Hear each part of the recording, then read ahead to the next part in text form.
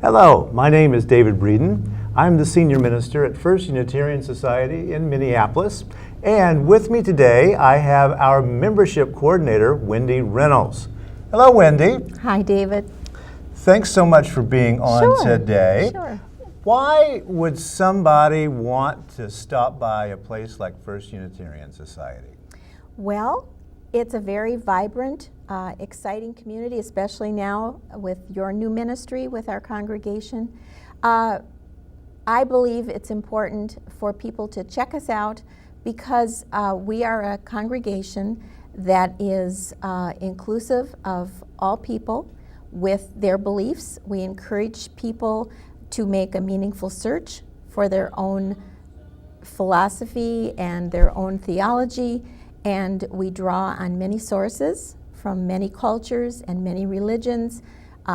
We feel that they all have a lot of wisdom for us, and so we encourage people to explore those things, to explore the wisdom of the world and also their inner life so that they can find more meaning in their own lives. Okay, so I'm sitting around on Sunday morning and I think, well, you know, I might just check that out. So do I have to get myself a tuxedo and... Oh, absolutely not. Absolutely not. We're very casual. Some people dress to the nines, like they used to say, and some people come in blue jeans. We're fine with that. And we just want people to come. We're very happy to see newcomers and visitors.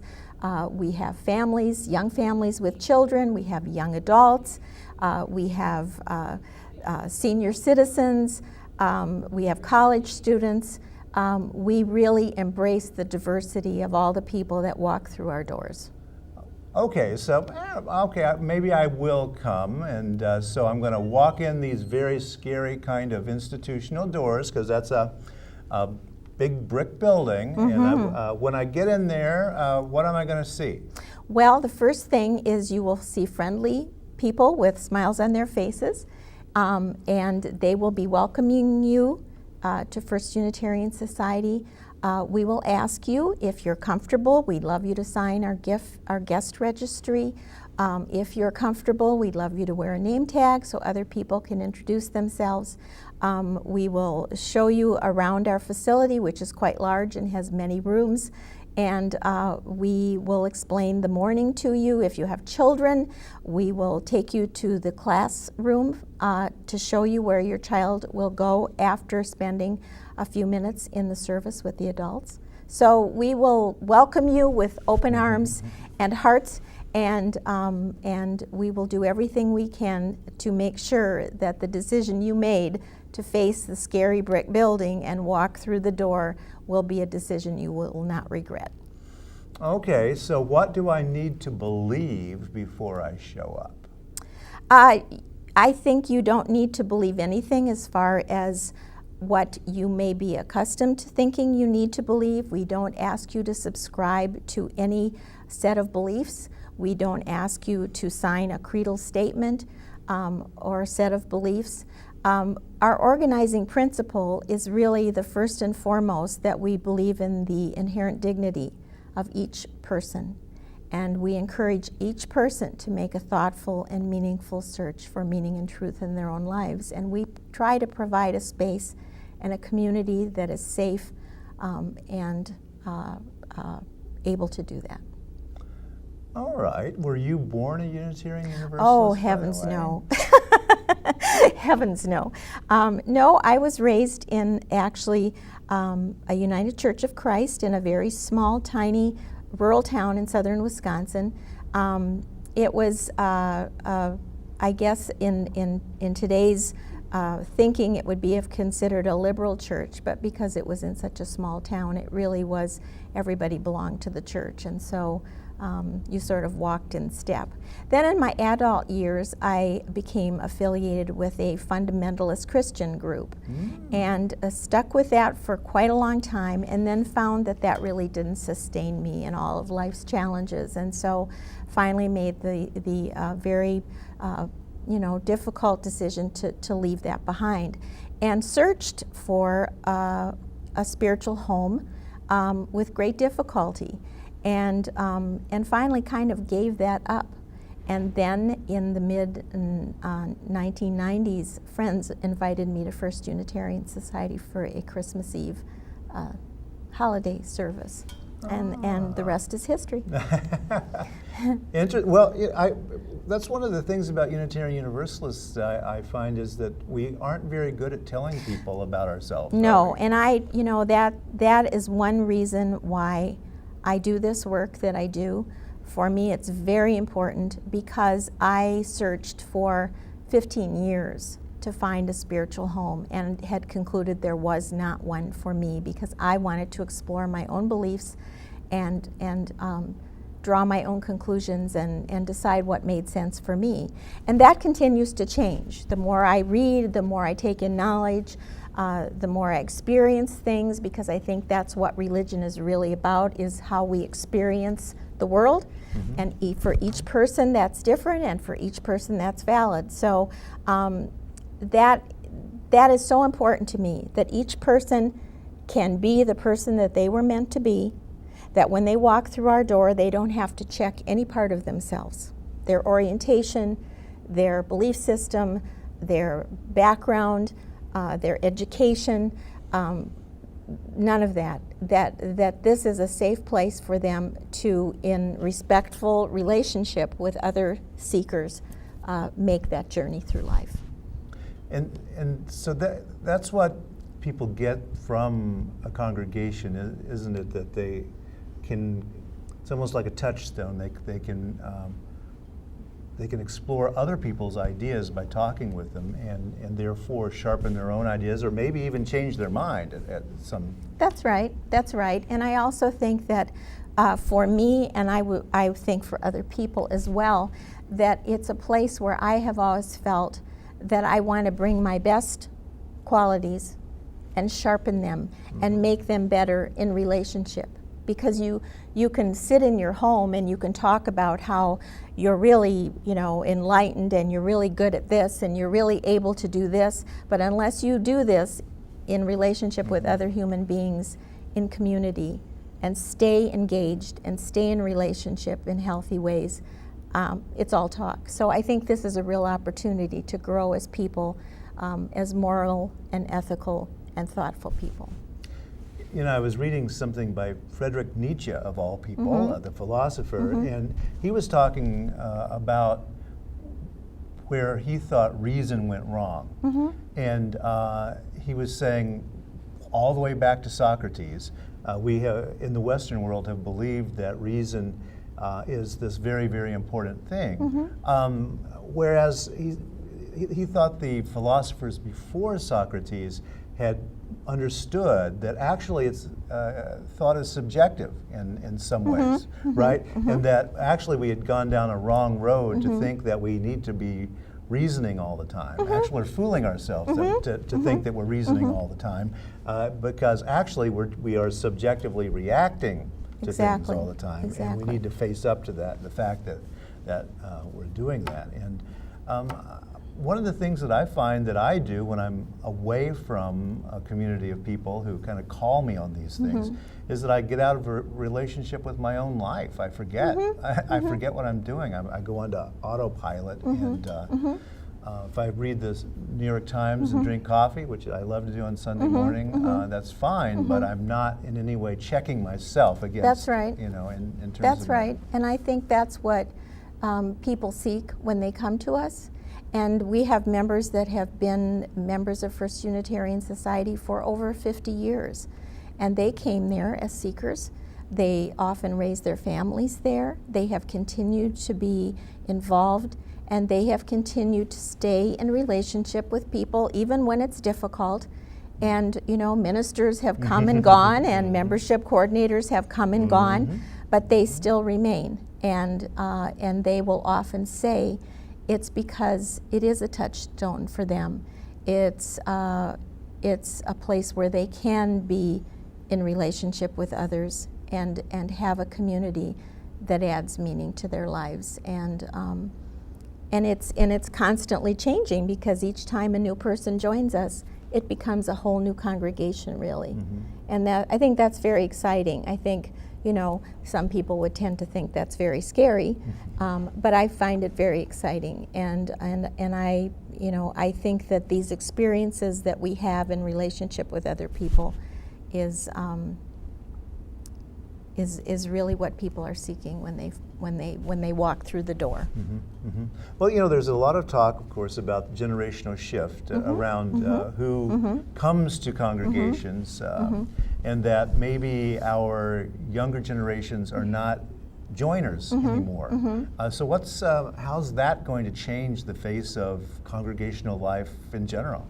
Well, I think in our case, just in recent months, it has changed the makeup of our congregation. We're finding we are having a lot more young adults that are seeking us and finding us and staying with us, and they invite their friends and relatives, and I think they have a different way of relating to one another than we do. They have different ways of making connections with one another, and they have wonderful new ideas if we just will listen. And one of the new ideas that one of our young adults and one of our newest members had, we have decided to try, and that is a monthly, I guess some people would call it a salon, a gathering of people to discuss ideas, and we have decided to call it Connect and Reflect. And we're going to meet at a venue. It may be a restaurant or a coffee shop, where anybody can just join us for casual conversation, have a drink, have some food, share ideas, ask questions, and this is what I find our young adults want to do. They want to connect. They want to connect with other people. They want to connect with other ideas, and they want to connect with the world that we live in as well.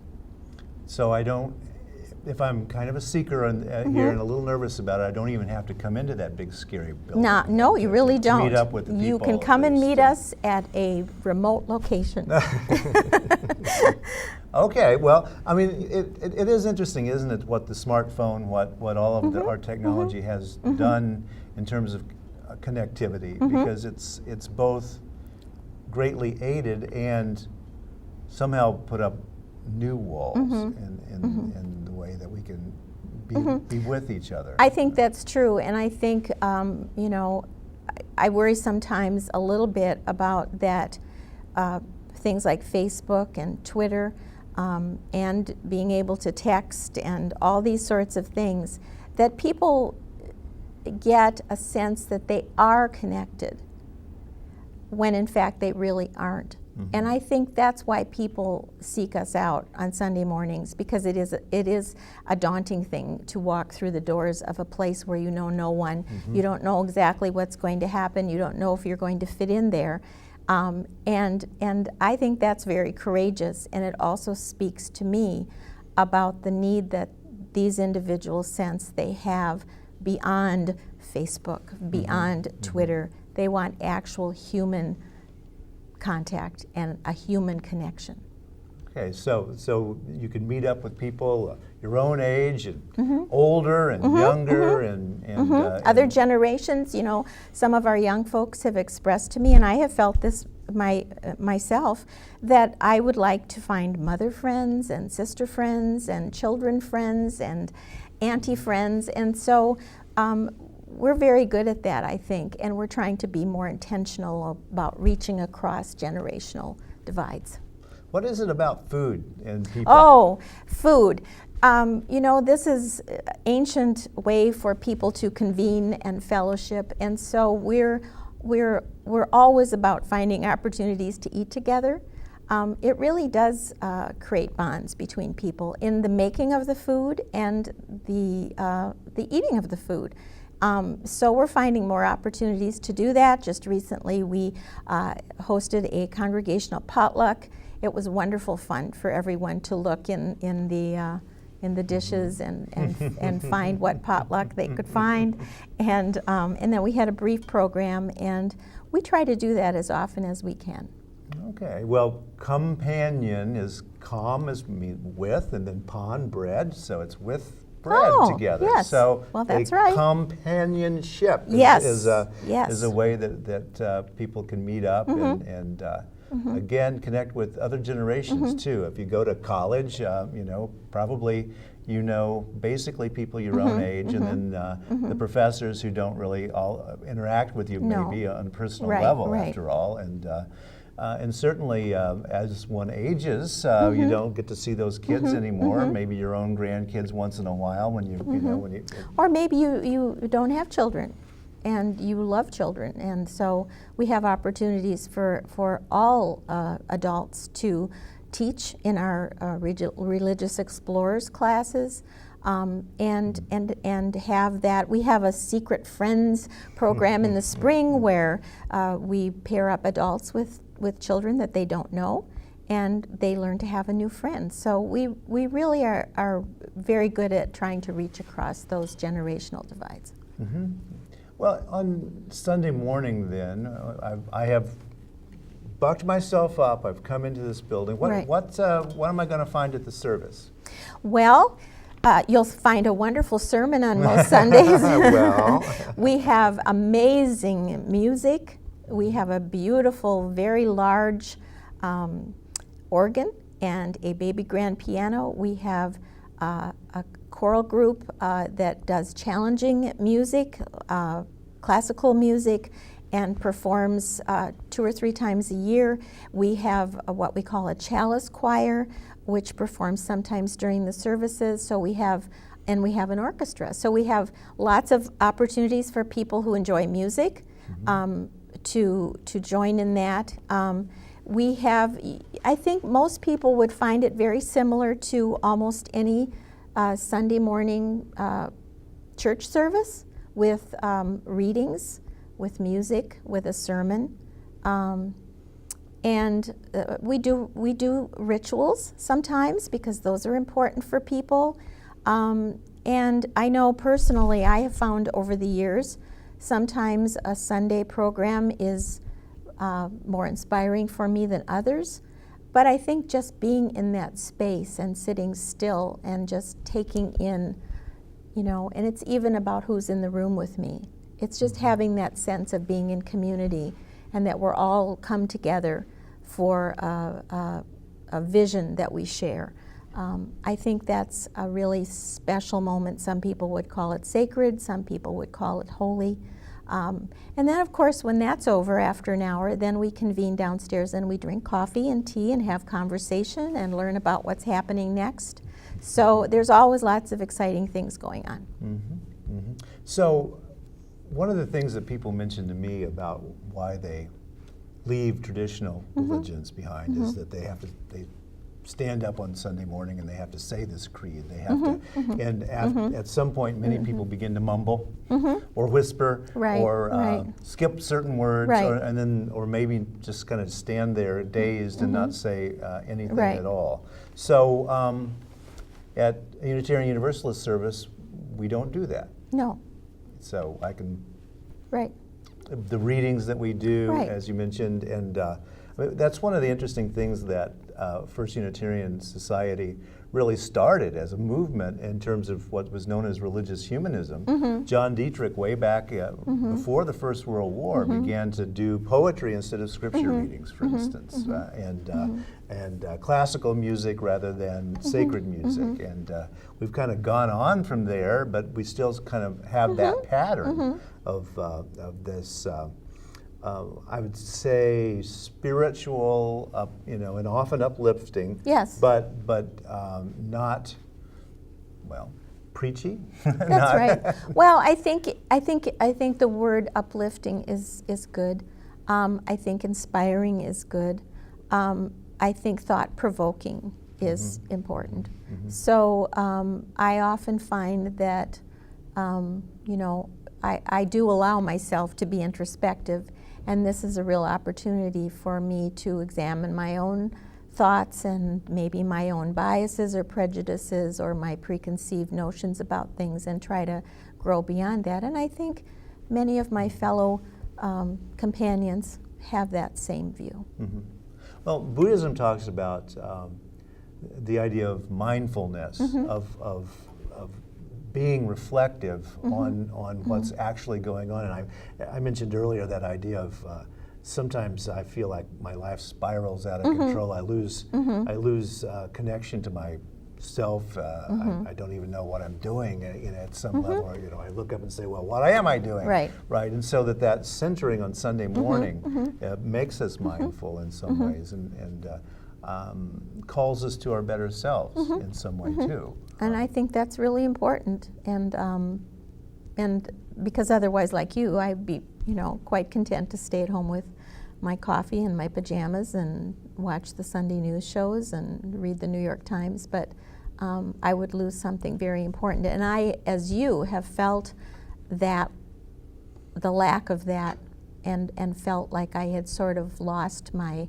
focus or my center point. And so it is a touchstone, I think, to come together on Sundays. And even I, who am working very hard on Sunday mornings, because I see it as a ministry, and as I see it as having a part in facilitating and helping seekers like myself, I really put myself in their place, and I know how important it was for me and how life-changing it was for me to find this community of Unitarian Universalism, that I'm just devoted to helping others have the opportunity and the best possible circumstances under which to find that at our congregation on Sunday morning. So now, are you going to strong arm me? The second time I come back, are you going to be saying, now join us or else? No. No, of course not. We and I make every effort to connect with those who have visited us before. I'll probably send you a nice letter very soon after you visited and offer for you to contact me. And then every so often, generally 3 times a year, I offer a newcomer orientation series of 2 sessions. They're very brief, just an hour and a half, because we honor people's time. We know they have many things to do. Our next upcoming newcomer orientation is on October 20th and 27th. And we provide lunch, and we always provide childcare for all of our congregational events, because we feel that's very important. And we give you an overview of the history of Unitarian Universalism, of the substantial history of First Unitarian Society. We talk about all of our programs for social justice, religious education, music. We have folks from our office just show you how we pay the bills and how the building runs and who to call if you need this and who to call if you need that. And then we do explain what it means to be a member. And then, I personally know folks by the time they decide to be a member, and we sit down and have a conversation. And if they decide to join us, we're very happy to have them join us as a member. And if that's not their decision, we welcome anybody anytime. So I can just kind of hang back and hang out. Absolutely. And just kind of watch for... Absolutely.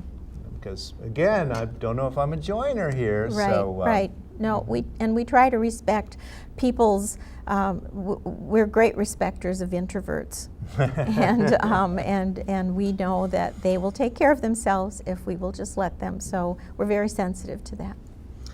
I find your religious journey interesting because as a minister, I hear people's religious journeys quite a bit, and it's interesting that the kind of person who often becomes a Unitarian Universalist grew up in some tradition, often, but usually it was almost sort of a throwaway.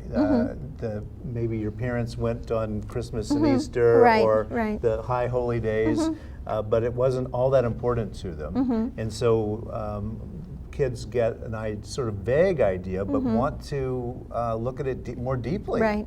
And which it seems to be that's what you did, and you first went to the very proscribed way of religion, and then said, well, I can't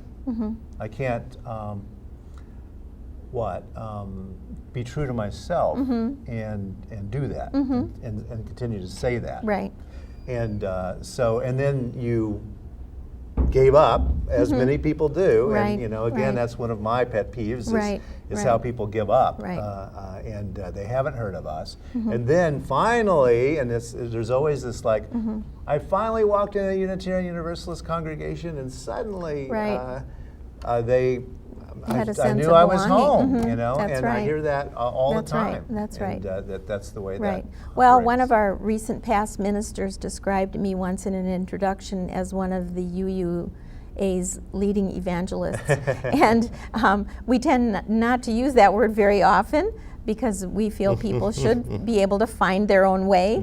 But evangelizing is sharing good news. And I'm all about sharing the good news of Unitarian Universalism, and I encourage everyone to do that.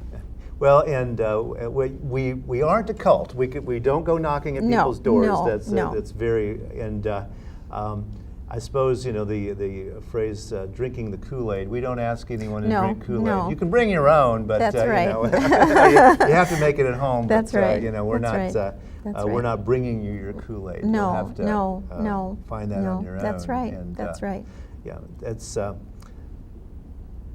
I know that there are people out there listening who have been through exactly this kind of religious journey, and they have gotten tired of looking in some way, shape, or form. And I think we probably can pretty well guarantee that if they walk in, if that's their story, they're going to say, "Gee, where you been all my life?" Right. So You know? many people say that, almost everyone, in fact, because I ask almost everyone. In fact, I do ask everyone, and that's often what they say. So many Unitarian Universalists are come-inners, as we call them, or we don't use the term convert, but No. come-inners because they have done just as you and I did. You grew up in something fairly standard in terms of American religion, and then found us later. And Right. And carry, of course, that often warm feelings for parts of our religious tradition. Oh, absolutely. And it's not a rejection so much as it's a both and kind of relationship that a lot of people develop over time. So, well, it's been great talking with you today. Any parting shots? We've got 1 minute. Well, I just encourage anyone who is interested in learning more about First Unitarian Society to contact us. You can always contact me at membership@firstunitarian.org, and I would just be more than happy to hear from you and give you any information that you would like, and we would look forward to welcoming you at First Unitarian Society. Thank you very much, Wendy. Yes, I'm David Breeden, Senior Minister at First Unitarian Society. Come on by and visit, meet up with Wendy and the great membership team. If you do have any questions, certainly look up that website, firstunitarian.org, and our office number is 612-377-6608. And we will be really glad to have you come visit. Check us out. That's it for now. Bye-bye.